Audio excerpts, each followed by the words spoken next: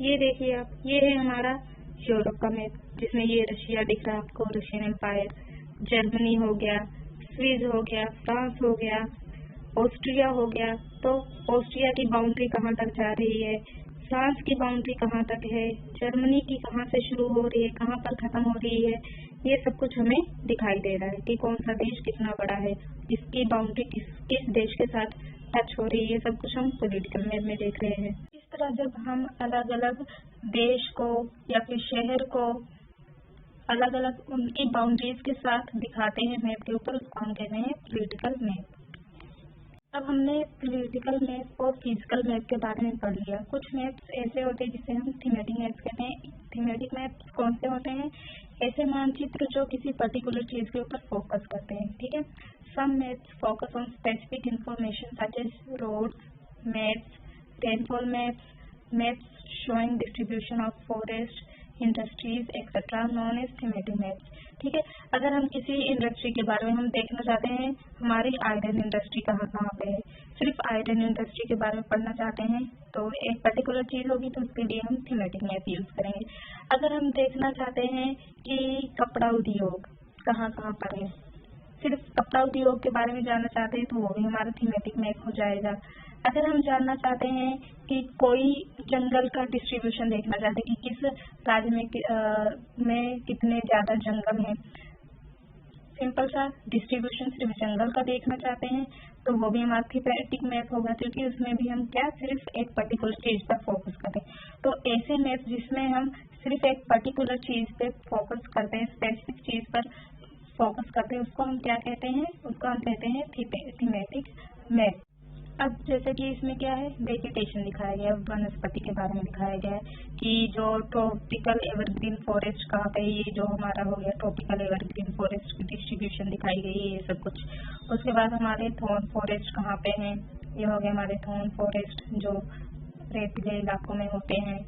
Himalayan vegetation आता है, Himalayan reason जहाँ पे हमारा आता है, वहाँ पे हमारा हिमालयन वेजिटेशन हो गया। तो ऐसे ही मैंने सिर्फ नेचुरल वेजिटेशन पे फोकस किया, उसके लिए मैंने जो मैप यूज किया उसको हम कहेंगे थीमेटिक मैप। इसी तरह अगर मैं देखना चाहती हूँ कि हमारे देश में वाइल्ड लाइफ सेंचुरीज कहाँ कहाँ पर है, कौन कौन सी है, तो मैं उसका मैप यूज करूँगी। जैसे कि आपको इसमें दिखाया गया है कि हमारे वाइल्ड लाइफ सेंचुरीज कहाँ कहाँ पर दिखाई गई है, तो ये सब देख सकते हैं आप वाइल्ड लाइफ सेंचुरीज का डिस्ट्रीब्यूशन की कहाँ पे कौन सी वाइल्ड लाइफ सेंचुरीज है। तो इस तरह से आप जंगल के बारे में पता कर सकते हैं, आप नदियों के बारे में पता कर सकते हैं, आप मिट्टी के बारे में पता कर सकते हैं। तो आप जब किसी एक पर्टिकुलर चीज को ध्यान में रखकर कोई मैप यूज करेंगे, उसको हम क्या कहेंगे? उसको हम कहेंगे थीमेटिक मैप। तो इस तरह हमने physical map, political map, thematic map तीनों के बारे में पढ़ लिया। फिजिकल मैप हमारा क्या था, जिसमें हम नदी, नहर, पहाड़, पर्वत, मिट्टी, ये सब कुछ क्या दिखा रहे थे, हमारी समतल जमीन, ये सब कुछ दिखा रहे थे हम हमारे फिजिकल मैप में, जिसमें कोई बाउंड्री नहीं थी। पॉलिटिकल मैप क्या था, इसमें हमने देखा था कि ऐसे मैप जो अलग अलग देशों को अलग कर सकते हैं, अलग अलग कॉन्टिनेंट्स को अलग करते हैं, अलग अलग राज्यों की सीमा बनाते हैं, उसको हम कहते थे पॉलिटिकल मैप। और थीमेटिक मैप क्या था, जब हम किसी एक पर्टिकुलर चीज पर फोकस करके उसके बारे में पता लगाने के लिए कोई मैप यूज करते हैं। जैसे हमने कपड़ा उद्योग के लिए कोई मैप यूज कर लिया, हमने कोई इंडस्ट्री पता करनी है उसके लिए मैप यूज कर लिया, हमने देखना है कि कोयला की जो खाने हैं वो कहाँ कहाँ पर है, कोल माइंस कहाँ कहाँ पर है वर्ल्ड में या फिर इंडिया में, उसके लिए अगर हम कोल माइंस का जो मैप यूज करेंगे उसको भी थीमेटिक मैप कहेंगे। इस तरह थीमेटिक मैप क्या था कि किसी पर्टिकुलर चीज के बारे में पता करने के लिए जो हम मैप यूज करते हैं उसको हम कहते हैं थीमेटिक मैप। तो इस तरह हमने इन तीनों के बारे में पढ़ लिया। हमने टाइप ऑफ मैप्स के बारे में पढ़ लिया। अब हम देखेंगे कॉम्पोनेंट्स ऑफ मैप्स। मैप्स के जो घटक होते हैं उसके बारे में देखेंगे। तो इसके मेन 3 घटक हैं, 3 कॉम्पोनेंट है। कौन कौन से? Distance, direction and symbols. सबसे पहले हम देखेंगे डिस्टेंस। डिस्टेंस क्या होता है, तो हमें सिंपल सी लैंग्वेज में क्या पता है, समझ लीजिए ये मेरा घर है, ये मेरा स्कूल है, तो इन दोनों के बीच में जो डिफरेंस होगा उसको हम क्या कहेंगे? डिस्टेंस कहेंगे। तो इसी तरह डिस्टेंस क्या होता है, मैप पर हम अलग अलग देश दिखाते हैं, अलग अलग स्टेट्स दिखाते हैं, तो उन सबके बीच में जो दूरी होती है वो होगी हमारी डिस्टेंस। अब ये डिस्टेंस क्या होता है, अब मैं एग्जांपल लेती हूँ पंजाब की, तो पंजाब से हरियाणा का डिस्टेंस जो है वो अलग होगा और जो दिल्ली का डिस्टेंस है वो अलग होगा। अब ये मैप पर मैं इस तरह से दिखाऊंगी कि जो असली पृथ्वी पर जो डिस्टेंस है वही हमारे मैप पर शो हो। फॉर एग्जाम्पल, मैं सिर्फ एग्जाम्पल दे रही हूँ, ये एक्चुअल डिस्टेंस नहीं है। मैंने मान लिया कि पंजाब से हरियाणा के बीच में डिस्टेंस कितना है, 10 किलोमीटर का है। 10 नहीं, बहुत कम हो जाएगा, मैंने लिख लिया 1000 किलोमीटर का है, ठीक है। और पंजाब और दिल्ली के बीच में डिफरेंस कितना है, 15,000 किलोमीटर का है, ठीक है, 15,000 का। तो अब मैं जो ये डिफरेंस है इसको मैप पर किस तरह शो करूंगी, मैं इस तरह से मैप पर दिखाऊंगी कि उस पर भी डिफरेंस उतना ही रहे। मैंने मैप पर कह दिया कि अब 1000 डिफरेंस, हमारा शीट अगर इतना बड़ा तो इतना ही रहेगा, इससे बड़ा तो हो नहीं सकता। तो इतने बड़े एरिया को हम इस पर कैसे दिखाएंगे, तो उसके लिए हम क्या यूज करते हैं, उसके लिए हम यूज करते हैं स्केल, ठीक है। उसके लिए क्या यूज करते हैं कि जो डिफरेंस एक्चुअल में है वही डिफरेंस हम यहाँ पर भी शो कर सके मैप पर भी, उसको हम कहते हैं स्केल, ठीक है। तो डिस्टेंस के दो मेन कंपोनेंट्स है स्केल। तो मानचित्र एक, आप पहले इसकी डेफिनेशन कर लीजिए। Maps are drawing which reduce the entire world or a part of it to fit on a sheet of paper. तो डिस्टेंस मैप क्या होता है कि पूरी दुनिया में जो भी डिस्टेंस है उसको रिड्यूस करके हम एक शीट पर उसको फिट कर देते हैं, ठीक है। और we can say maps are drawn to reduce scales, कहते हैं कि स्केल्स को कम करके हम मैप पर दिखा सकते हैं, ठीक है। स्केल को कम करके, वही मैंने कहा, जो एक्चुअल में डिफरेंस है, अगर एक्चुअल में दो चीजों के बीच 15 किलोमीटर का डिफरेंस है, ठीक है, 15 किलोमीटर का डिफरेंस है, तो मैप पर भी उनके बीच 15 किलोमीटर का ही डिफरेंस होना चाहिए, उसको हम कहते हैं स्केल। अब वो होता कैसे, उसको मैं आपको बाद में आगे समझाऊंगी। तो मानचित्र एक आरेखन होता है जो कि पूरे विश्व या उसके एक भाग को छोटा कर कागज के एक पन्ने पर दर्शाता है। तो मैप पूरे विश्व को एक छोटा सा करके एक कागज के ऊपर दर्शा देता है। ये कह सकते हैं कि मानचित्र छोटे पैमाने पर खींचे जाते हैं, लेकिन इसे इतनी सावधानी से छोटा किया जाता है ताकि स्थानों के बीच की दूरी वास्तविक रहे। मतलब हम इतना सोच समझकर ही उसको छोटा करते हैं, उसमें डिफरेंस दिखाते हैं कि वो एक्चुअल ही रहे, जो असल में है और जो कागज पे उसमें कोई भी क्या हो, कोई भी चेंजेस ना हो, उनका बीच का डिफरेंस हमेशा सेम ही रहे। ये तभी संभव हो सकता है जब कागज पर एक छोटी दूरी स्थल की बड़ी दूरी को व्यक्त करती है। अब ये होगा कैसे, अगर समझ लीजिए कि एक्चुअल में 15 किलोमीटर का डिफरेंस है, ठीक है, 15 किलोमीटर का डिफरेंस है मेरे घर और स्कूल के बीच में, ठीक है। अब 15 किलोमीटर कागज पर 15 किलोमीटर का नहीं हो सकता, इसके लिए हम क्या करेंगे, मैंने क्या वहाँ पर शो कर दिया, कागज के ऊपर मैंने लिख दिया कि 1 सेंटीमीटर का मतलब कितना है, 1 सेंटीमीटर का मतलब है 5 किलोमीटर, ठीक है, क्या है, 5 किलोमीटर। अब 1 सेंटीमीटर का मतलब हो गया हमारा 5 किलोमीटर, इसका मतलब 3 सेंटीमीटर का मतलब क्या होगा, 3 सेंटीमीटर इक्वल टू कितना, 15 किलोमीटर, ठीक है। तो मैं मैप के ऊपर क्या दिखाऊंगी, मैं मैप के ऊपर दिखाऊंगी कि मेरे स्कूल और मेरे घर के बीच में जो दूरी है वो 3 सेंटीमीटर है। अब वहाँ पर मैंने स्केल लिख दिया कि 1 सेंटीमीटर इक्वल टू 5 किलोमीटर, तो 3 सेंटीमीटर 15 किलोमीटर हो जाएगा। तो मैप पढ़ने वाले को ये पता लग जाएगा कि एक्चुअल में घर और स्कूल के बीच में जो डिफरेंस है वो 15 किलोमीटर का है। इस तरह जो मैंने मैप पे दिखाया और जो एक्चुअल दूरी थी उसमें किसी भी प्रकार की कोई चेंजेस नहीं हुई, जो रियल में था वही मैंने मैप पर दिखाया, इसको हम कहते हैं स्केल। तो आपको स्केल पता लग गया क्या होता है। तो आपको डिस्टेंस मैंने बता दिया, दो चीजों के बीच में जो दूरी होती है वो होती है डिस्टेंस। अब वो डिस्टेंस जो रियल में है वही हम मैप पर भी शो करें, उसको हम कहते हैं स्केल, ठीक है। तो जो स्केल होता है उसको हम क्या कहते हैं, वो कितने टाइप्स के होते हैं, 2 टाइप्स के, small scale map and large scale map, ठीक है। मैं आपको एक बार फिर से बता देती हूँ स्केल क्या है, ठीक है। तो आप समझ लीजिए, ठीक है, मैं फिर से मेरे स्कूल और घर का ही डिफरेंस का ही एग्जांपल लूंगी, ठीक है। ये हो गया मेरा स्कूल, ठीक है, ये हो गया मेरा होम। इनके बीच में असल में कितना डिफरेंस है, 15 किलोमीटर का, ठीक है, मैंने मैप पर दिखाना है। ठीक है, ये हो गया मैप, ये है मेरा घर, ये है मेरा स्कूल। ठीक है, तो इनके बीच में कितनी दूरी है वो मैं कैसे दिखाऊंगी, क्योंकि 15 किलोमीटर मैं यहाँ पे नहीं दिखा सकती, तो मैं यहाँ पर साइड पर लिख दूंगी कि 1 सेंटीमीटर इक्वल टू 15 किलोमीटर। ठीक है, 15 किलोमीटर। तो इन दोनों के बीच में मैं कितनी दूरी रखूंगी, 3 सेंटीमीटर का रखूंगी। ठीक है, 3 सेंटीमीटर का। तो जब कोई इस मैप को देखेगा, वो देखेगा कि इस बिंदु और इस बिंदु के बीच में कितना डिफरेंस है, 3 सेंटीमीटर का डिफरेंस है ये। ठीक है, कितने का, 3 सेंटीमीटर का। तो उसको पता चल जाएगा कि जब 1 सेंटीमीटर जो है वो 5 किलोमीटर, यहाँ पे 15 नहीं, यहाँ पर 5 है। ठीक है, तो यहाँ पर 5 है, 1 मिनट, 5। ठीक है, 1 सेंटीमीटर क्या है, 5 किलोमीटर को दिखाएगा। तो 3 सेंटीमीटर का मतलब हो जाएगा 15 किलोमीटर। इसका मतलब इसके और इसके बीच में एक्चुअल डिफरेंस 15 किलोमीटर का है। तो इसको हम कहते हैं, जो असल में था वही मैंने यहाँ पर भी 2 बिंदुओं के बीच में दिखा दिया, तो उसको हम कहेंगे पैमाना, यानी कि स्केल। स्केल हमारे 2 टाइप्स के हैं, small scale map, large scale map. हम आगे पढ़ेंगे इनके बारे में। स्मॉल स्केल मैप क्या होता है? When large areas like continents, countries are to be shown on a paper, then we use a small scale map.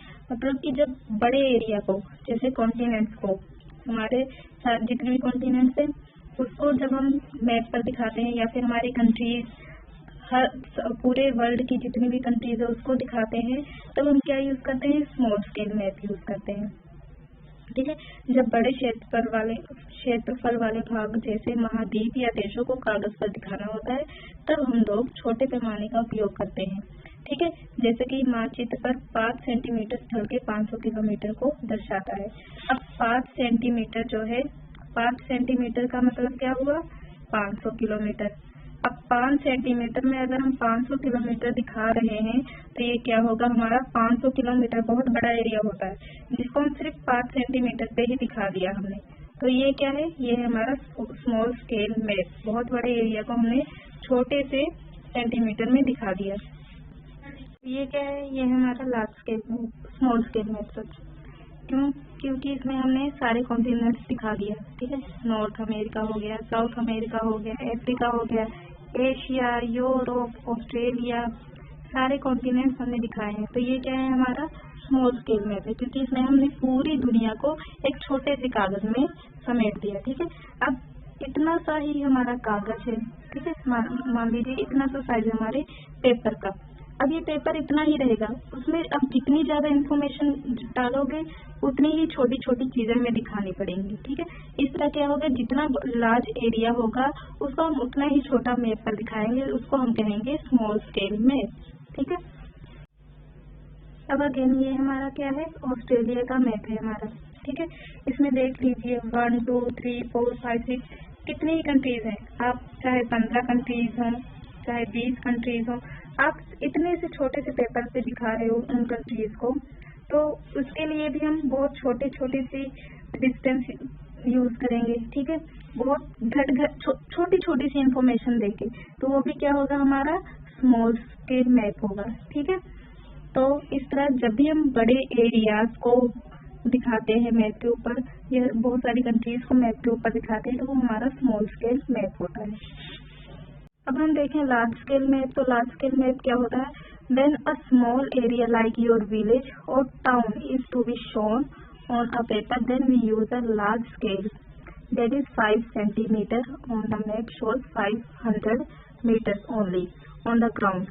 It is called large scale map. ठीक है, तो स्मॉल स्केल मैप क्या होता है, जब हम बहुत बड़े एरिया में, जैसे इतना बड़ा हम एक ये मैप हो गया, दूसरा मैप भी इतना ही बड़ा है। ठीक है, इसमें हम बहुत सारी कंट्रीज दिखा रहे हैं, 15-20 कंट्रीज दिखा दी, तो उनके लिए हमें बहुत छोटी छोटी सी इंफॉर्मेशन देनी पड़ेगी। ठीक है, उसी तरफ ये एक मैप है जिसमें हमने सिर्फ एक विलेज के बारे में बताया।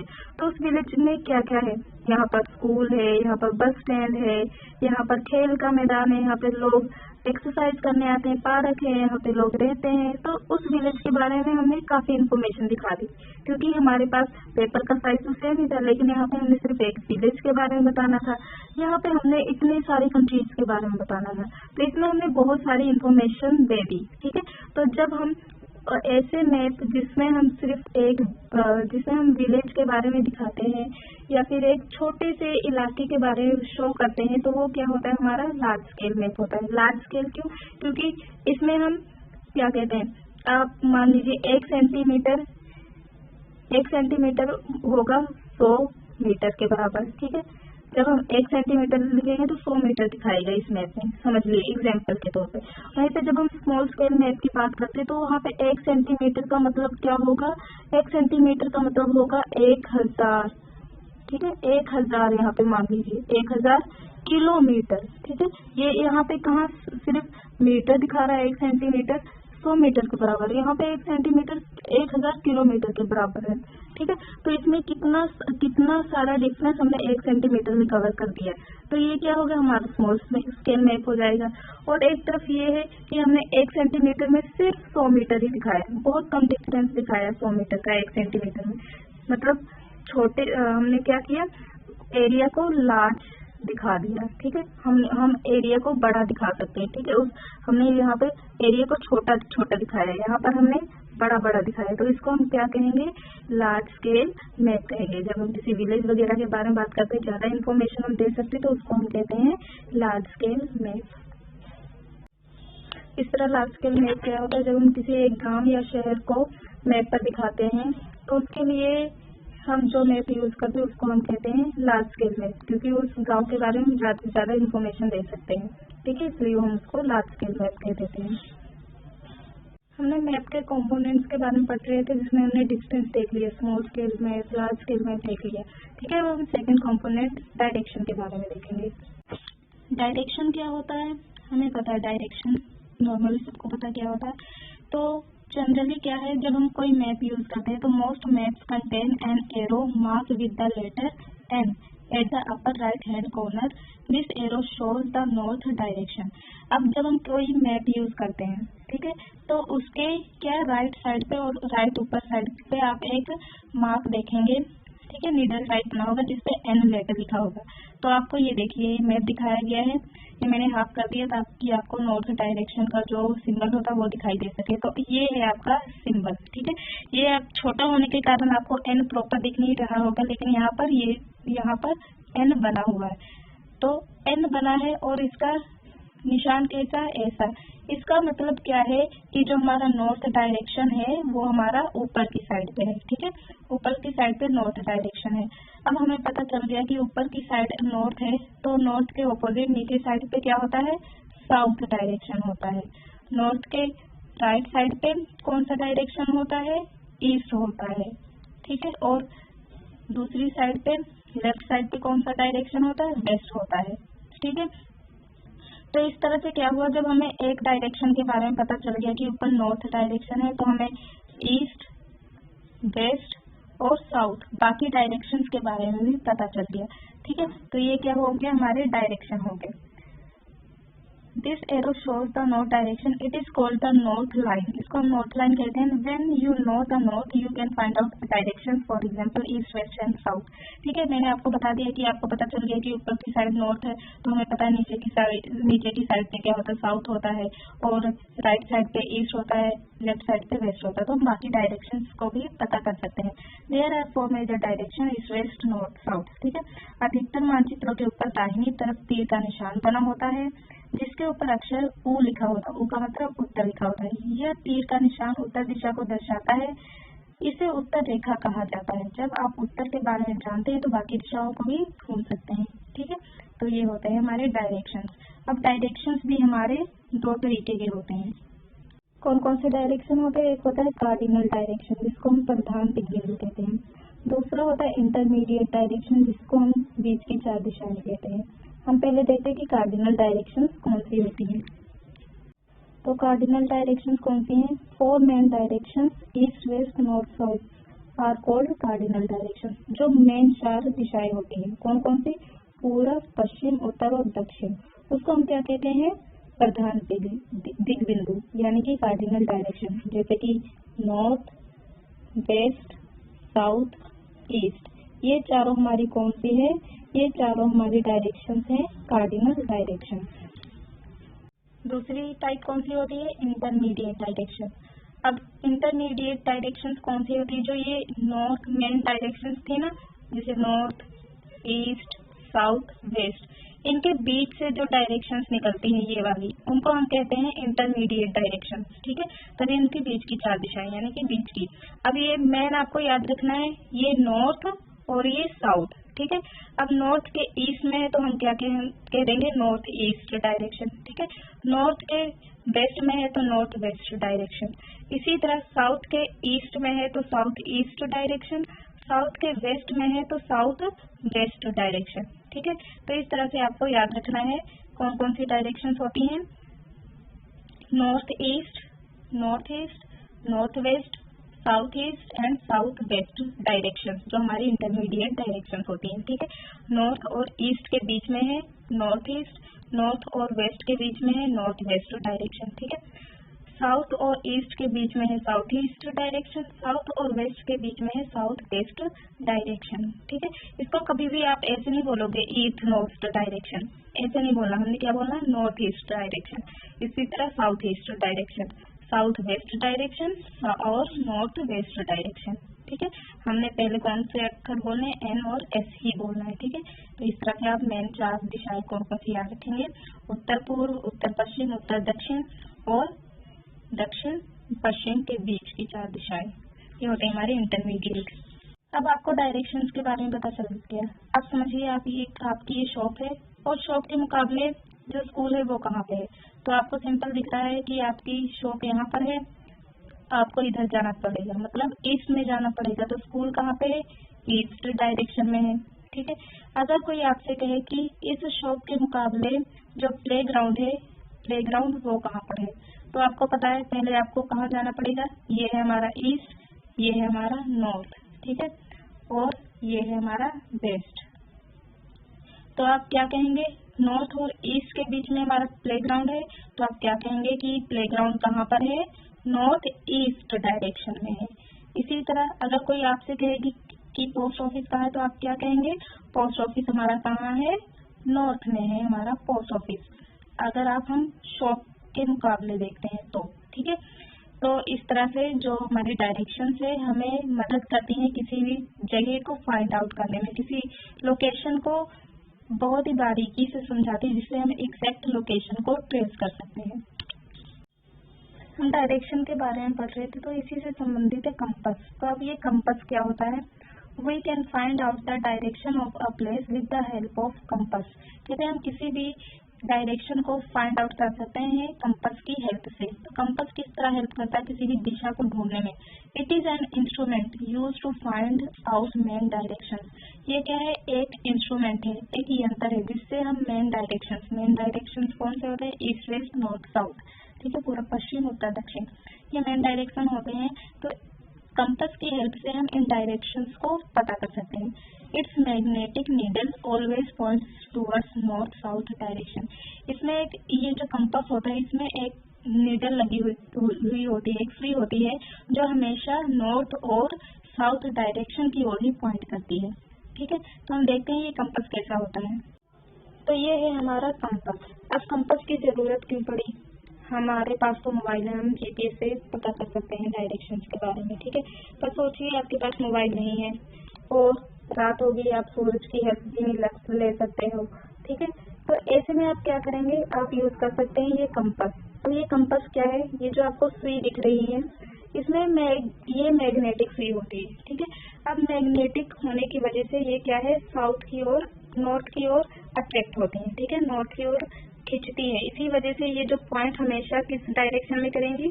नॉर्थ डायरेक्शन में पॉइंट करेगी। जब हमें पता चल गया कि ये सुई चाहे जिस डायरेक्शन में होगी वो खड़ी होगी सीधा नॉर्थ डायरेक्शन, इधर भी अगर नॉर्थ इधर होगा तो इधर खड़ी हो जाएगी, सुई अगर नॉर्थ नीचे होगा तो नीचे पॉइंट करेगी, ठीक है। तो इससे हमें पता चल जाता है कि नॉर्थ डायरेक्शन किस तरह है। अगर हमें पता चल गया नॉर्थ डायरेक्शन कहाँ है तो हम बाकी डायरेक्शंस का पता लगा लेंगे, ठीक है। क्योंकि हमें पता है अगर नॉर्थ इधर है तो ईस्ट इधर होगा, वेस्ट इधर होगा और साउथ इधर होगा। तो हमें सिर्फ नॉर्थ डायरेक्शन पता होने की वजह से हमने बाकी डायरेक्शंस पता कर ली। तो इसी अंतर को हम क्या कहते हैं? इसी अंतर को हम कहते हैं कंपास। हमने कंपोनेंट्स यानी घटक में पढ़ लिया डिस्टेंस के बारे में, डायरेक्शन के बारे में। अब हम पढ़ेंगे सिंबल्स यानी कि प्रतीक क्या होता है उसके बारे में। अब हमारा थर्ड कंपोनेंट कौन सा है? वो है सिंबल्स।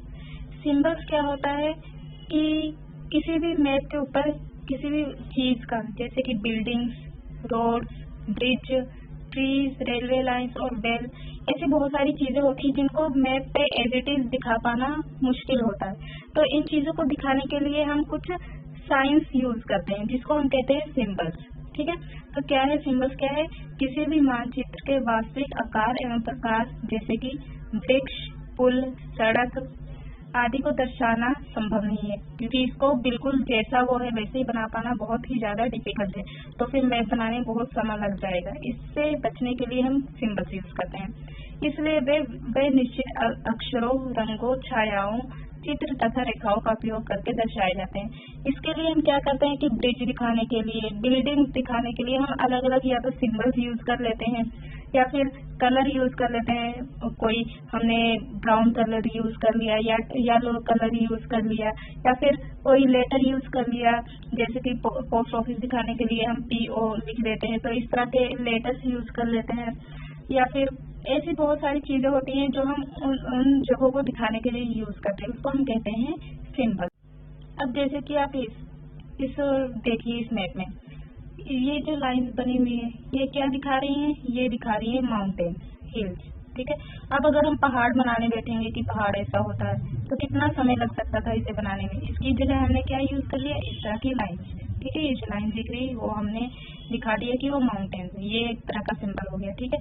इसी तरह जो ये डार्क येलो एरिया दिख रहा है ये सब जैसे लद्दाख, जम्मू कश्मीर में, ये अरुणाचल प्रदेश वाली साइड पर हो गया, ये सब क्या है? ये माउंटेन रीजन्स है, वो जगह जहाँ पे माउंटेन्स मिलते हैं, ठीक है। तो इसके लिए हमने ये कलर यूज कर लिया, ब्राउन कलर। और इसी तरह प्लेट्यूज दिखाने के लिए हमने जो लाइट येलो कलर है ये वाले, इसको यूज कर लिया प्लेट्यूज दिखाने के लिए। प्लेट्यूज मतलब पठार, मैंने आपको बताया था जो इस तरह से पहाड़ होते हैं ऊपर जो फ्लैट होते हैं उसको कहते हैं प्लेट्यू।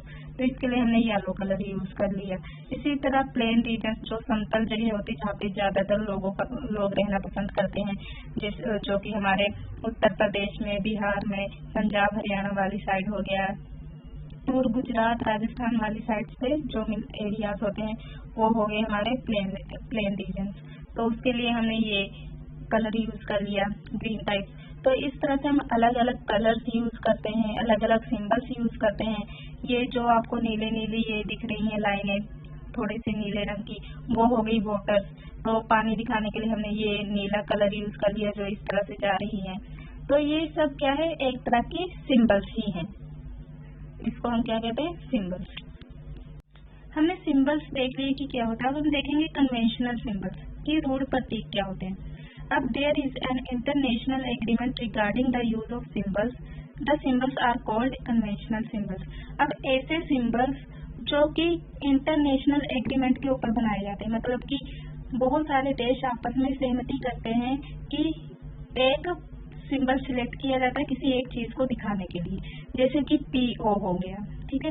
अब ये PO चाहे इंडिया में हो, आप पाकिस्तान चले जाओ, आप अमेरिका चले जाओ, आप रूस चले जाओ, चाहे जिस भी कंट्री में चले जाओ, अगर मैप पे कहीं भी आपको PO लिखा हुआ दिख रहा है, इसका मतलब वो क्या है? वो पोस्ट ऑफिस को दिखा रहा है, ठीक है। तो इस तरह के सिंबल्स जो पूरे वर्ल्ड में सेम ही चीज को दर्शाते हैं उसको हम कहते हैं कन्वेंशनल सिंबल्स, ठीक है। ऐसे बहुत सारे सिंबल्स होते हैं। अब अगर आप किसी ऐसी जगह जा रहे हैं जहाँ की आपको भाषा नहीं आती, ठीक है, तो वहाँ पे आपके लिए कन्वेंशनल सिंबल्स बहुत ही उपयोगी होते हैं। जैसे आप वहाँ पे गए, आपको पूछना है कि मुझे जाना है हॉस्पिटल, अब आपको उनकी भाषा नहीं आती, आप पूछ नहीं सकते, ना ही वो आपसे कुछ पूछ सकते, क्योंकि आपको उनकी भाषा नहीं आती, उनको आपकी भाषा नहीं आती। तो ऐसे में क्या है, आपके पास अगर एक मैप है जिसमें उस जगह का सब कुछ दिया हुआ है कि हॉस्पिटल कहाँ है, पुलिस स्टेशन कहाँ है, पार्क कहाँ है, और आपको मैप पढ़ना आता है, तो आपको किसी भी भाषा की जरूरत नहीं पड़ेगी। हर चीज आपको इन सिंबल्स के जरिए समझ में आ जाएगा और आप वहाँ पर जो भी जिस काम के लिए गए वो काम आप पूरा कर सकते हैं। तो इस चीज के लिए मैप बहुत ही ज्यादा इम्पोर्टेंट होता है। अगर एक बार आपने मैप पढ़ना सीख लिया तो आपको किसी भी भाषा की जरूरत नहीं है कहीं पे भी जाने के लिए, आप खुद से कोई भी जगह ढूंढ सकते हैं, वहाँ पे जा सकते हैं। तो इस तरह से मानचित्र की एक विश्वव्यापी भाषा होती है, मतलब कि पूरे विश्व में वही प्रचलित होती है जिसे सब आसानी से समझ सकते हैं, और इसको पढ़ना बहुत ही आसान होता है। एक बार आपको पता लग जाए तो आप इसको बहुत आसानी से पढ़ सकते हैं। और इन प्रतीकों के उपयोग के संबंध में अंतर्राष्ट्रीय सहमति है, मतलब पूरे देश में, पूरी दुनिया में इसके लिए सहमति होती है। और इसी को हम क्या कहते हैं, इसी को हम कहते हैं रूढ़ प्रतीक, यानी कि कन्वेंशनल सिंबल्स। अब कुछ कन्वेंशनल सिंबल्स यहाँ पे आपको इसमें दिखाया गया है। कन्वेंशनल सिंबल्स बहुत सारे हैं, लेकिन इसमें आपको कुछ वैसे इम्पोर्टेंट दिखा दिए गए हैं, जैसे कि रेलवे लाइंस। तो आपको कहीं पे भी इस तरह से अगर आपको दिखेगा तो उसका क्या होता है, ब्रॉड गाज, या जो चौड़ी सड़कें होती है ना वो। उसके बाद ये वाली, ये आपका रेलवे लाइंस दिखा रहा है, ठीक है। ये सिंबल आपको रेलवे स्टेशन बताएगा। इसी तरह जो ये है, ये आपको दिखाएंगी जो पक्की सड़कें होती हैं, मेटल पक्की सड़कें। इस तरह के सिंबल्स आपको दिखाएंगे कि कच्ची सड़कें हैं। तो ये सारी पूरी दुनिया में ये सेम ही चलता रहता है, ठीक है। इसी तरह बाउंड्री होगी, जो इस तरह से अगर आप मैप पे बाउंड्री देखेंगे तो वो इंटरनेशनल बाउंड्री होती है, जो दो देशों की सीमाओं को निर्धारित करती है, ठीक है। जो ये बाउंड्री होगी वो एक देश में जो अलग अलग राज्य होते हैं, जैसे कि हमारे इंडिया में पंजाब, हरियाणा, उत्तर प्रदेश, बिहार, इन सभी स्टेट्स को जो लाइंस अलग करती हैं, जो बॉर्डर अलग करती हैं, वो इस तरह से होंगी कुछ, ठीक है। और जो हम इंडिया, पाकिस्तान, भूटान, बांग्लादेश, इन कंट्रीज के बीच में जो बॉर्डर होती है उसको हम इस तरह से दिखाते हैं। इसी तरह डिस्ट्रिक्ट, जैसे कि अब मैं अगर सिर्फ पंजाब की बात करूँ तो पंजाब में जैसे लुधियाना, बठिंडा, अमृतसर, चंडीगढ़, ये सब होंगी, तो इसको हम किससे दिखाएंगे, इस वाली लाइन से दिखाएंगे, क्योंकि ये डिस्ट्रिक्ट्स को दिखाती है, किसी स्टेट के अंदर जो जिले बने हुए उनको दिखाती है, ठीक है। तो ये होगी हमारी, ये भी पूरी दुनिया में सेम ही है। इसी तरह वेल को हम इस तरह दिखाते हैं, ये हमारा टैंक हो गया। कैनल हम इस तरह दिखाते हैं, ब्रिज इस तरह दिखाते हैं। तो ये सारी सिंबल्स हो गए। पोस्ट ऑफिस के लिए हम PO लिख देते हैं। Post and telephone office, telegraph office के लिए हम PTO लिखते हैं। रेलवे और पुलिस स्टेशन के लिए हम PS लिख देते हैं, ये भी सेम होता है, ये भी एक कन्वेंशनल सिंबल है। इसी तरह ये क्या है, ये चर्च का सिंबल है, मॉस्क का सिंबल हो गया, ये चर्च का है चर्च। और ये हमारा छतरी हो गया, ये हमारा टेम्पल का सिंबल है, ये चर्च का है। और ये हमारा मस्जिद हो गया। तो ये सिंबल्स बने होंगे जहाँ पे हमें पता लग जाएगा कहाँ पे मंदिर है, कहाँ पे मस्जिद है, कहाँ पर चर्च है। ये कहीं पे ट्रीज होंगी तो इस तरह का सिंबल देखने को मिलेगा। घास यानी कि ग्रास होगा तो इस तरह का सिंबल देखने को मिलेगा। ये आपका ग्रेवयार्ड, जहाँ पे मुर्दों को जलाया जाता है, यानी कि शमशान घाट हो गया, ये इस तरह का सिंबल आपको दिखाएगा। सेटलमेंट, जहाँ पे लोग रहते हैं। तो ये कुछ है कन्वेंशनल सिंबल्स, जिसको अगर आप मैप पे देखोगे तो आपको पता लग जाएगा कौन सी चीज कहाँ पे रेलवे स्टेशन है, कहाँ पे हॉस्पिटल है, कहाँ पे पोस्ट ऑफिस है, कहाँ पे मंदिर है, कहाँ पे मस्जिद है, कहाँ पे चर्च है। तो इन सिंबल्स को देख कर ही आपको सब कुछ पता लग जाएगा, ठीक है। अब आप नीचे लाइन पढ़िए, various colours are used for the same purpose. अब हम सेम ही चीज के लिए अलग अलग कलर्स यूज करते हैं। For example, generally blue is use for showing water bodies, ठीक है। वाटर बॉडीज को दिखाने के लिए हम क्या यूज करते हैं, ब्लू कलर यूज करते हैं। जैसे कि आपने यहाँ पे देखा होगा, ये वाटर बॉडी था, इसको हमने ब्लू कलर में दिखाया। Brown for mountain, yellow for plateaus, ठीक है। कहीं पे भी ब्राउन कलर से बना होगा तो क्या होगा, माउंटेन को दिखाएगा, पहाड़ों को दिखाएगा, ठीक है। प्लेट्यू जो होगा हमारा इस तरह से, वो होगा हमारा येलो कलर में। And green is use for plains, और जो समतल एरिया होगा उसको हम ग्रीन कलर से दिखाएंगे। तो ये कुछ कलर्स हैं जो कि कन्वेंशनल है। अब समझ लीजिए आपको ये नक्शा दे दिया गया है और आपको वहाँ की भाषा नहीं आती है, आप कैसे पता लगाएंगे? अब आप इस नक्शे को देखकर पता लगा सकते हैं कि ये एरो दिया है, मतलब ये क्या है, नॉर्थ डायरेक्शन किधर है, इस साइड पर है। अब आपको पता है पीटीओ का क्या मतलब है, ठीक है, आप उसके बारे में पता लगा सकते हैं। उसके बाद इसका मतलब आपको पता है कि चर्च यहाँ पर है, आपको पता लग गया चर्च जाने के लिए मुझे कहाँ जाना होगा, आपको साउथ में आना होगा, उसके बाद साउथ के बाद इस ओर जाना होगा, पता है आपको ये कौन सा डायरेक्शन है, साउथ वेस्ट, ठीक है। तो इसी तरह आपको पता है आरएस का क्या मतलब होता है, ये आपको पता है हमारा मस्जिद हो गया, ये हो गया हमारा मंदिर, ठीक है। और ये जो बने हुए हैं आपको इस तरफ से इस शेप में आपको ये डार्क कलर में दिख रहा है, ये कलर है मे बी कलर मुझे कंफर्म नहीं है, रेडिश टाइप है। तो आप ये इसका मतलब होता है कि यहाँ पे लोग रहते हैं, बस्ती है यहाँ पे कोई, ठीक है। ये आपको दिख रहा है टैंक हो गया, वाटर टैंक हो गया, ये जो आपको ट्रीज दिख रही है इस तरह से बनी हुई, ये है हमारा छतरी, ठीक है। ये क्या है ये हमारी रेलवे स्टेशन, यहाँ पे हमारा रेलवे स्टेशन आ जाएगा, ठीक है। तो इन सिंबल्स को देखकर ही आपको सब कुछ पता लग गया। ये हमारा ब्लू कलर में रिवर दिखाया गया है, तो इन सबको देखकर ही ये हमारा स्कूल हो गया। तो सिंबल्स देखकर ही आपको सब कुछ पता लग जाएगा कि मुझे अगर मस्जिद जाना है तो मुझे कहाँ जाना है, मुझे मंदिर जाना है तो किधर जाना है, मुझे रेलवे स्टेशन जाने के लिए किधर जाना होगा, मुझे स्कूल जाने के लिए किधर जाना होगा। तो आपको मैप देखकर ही पता चल के आपको किसी से कुछ पूछने की जरूरत ही नहीं पड़ेगी। तो ये इम्पोर्टेंस होता है सिंबल्स का। तो हमने तीनों इम्पोर्टेंट कंपोनेंट्स के बारे में पढ़ लिया, जो डिस्टेंस, डायरेक्शन एंड सिंबल्स।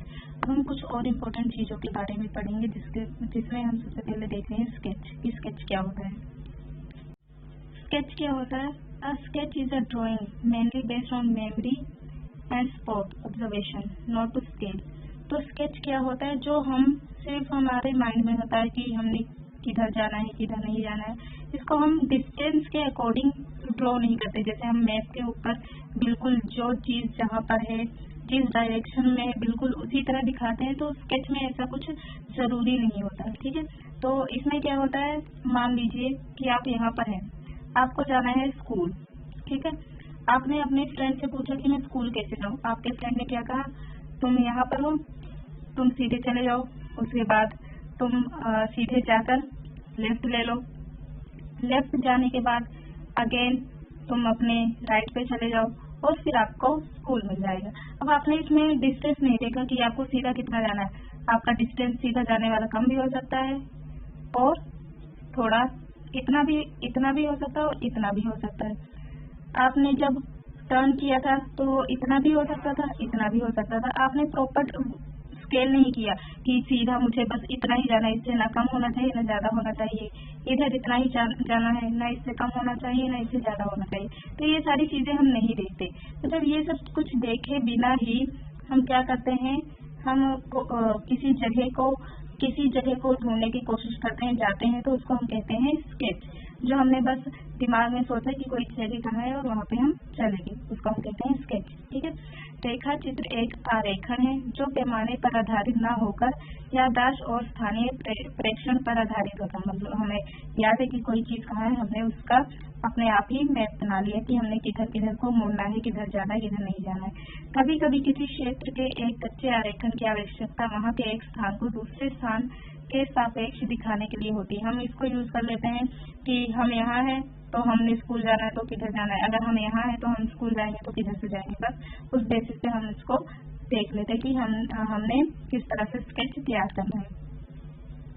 मान लीजिए कि आप अपने मित्र के घर जाना चाहते हैं लेकिन आपको रास्ते में की जानकारी नहीं है। आपका मित्र आपके अपने घर के रास्ते को बताने के लिए एक कच्चा आरेखन बना सकता है। इस प्रकार कच्चे आरेखन को बिना पैमाने की सहायता से खींचा जाता है तथा इसे रेखाचित्र मानचित्र कहते हैं, ठीक है।